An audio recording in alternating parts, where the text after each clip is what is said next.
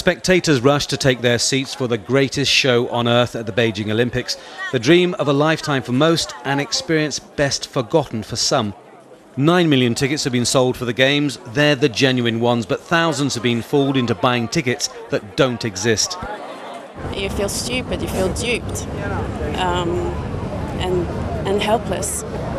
You don't know we didn't know whether to call America because they had the American address, or British because they charged in British pounds, or Australia, or we bought the tickets in Italy. So where do you start? The Australian sports fan has paid $7,000 for tickets through a company on the internet. Shortly before leaving for China, she learned it was a scam and the company didn't exist.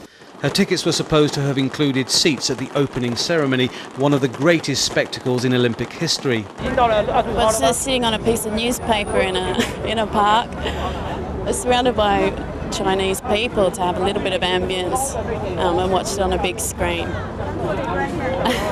It wasn't quite the same. In a country where fakes and copies are commonplace, the Chinese have no officials hunting down the fraudsters. If police follow the internet trail, they'll probably end up in an empty office in America or Britain.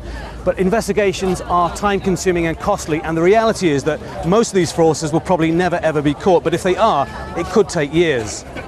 It's not yet known how many people have been affected by the scam. There's no central mechanism for them to report the crime. Some feel the International Olympic Committee should take steps to set up an early warning system.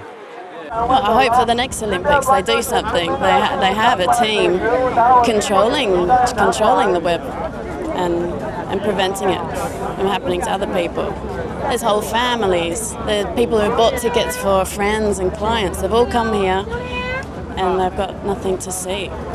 The cons are adding to increasing frustration caused by the lack of Olympic tickets available.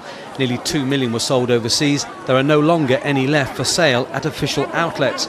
But many arenas have been less than half full. And whenever I go to the stadium, everybody who comes out from the stadium said only like 50% are filled.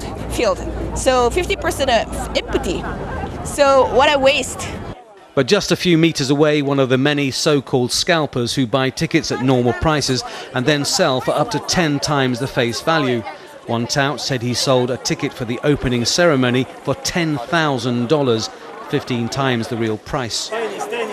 Although illegal, the business is conducted openly, and it's leading some to conclude that the Olympics, which are supposed to be the best ever, are showing some early signs of imperfection.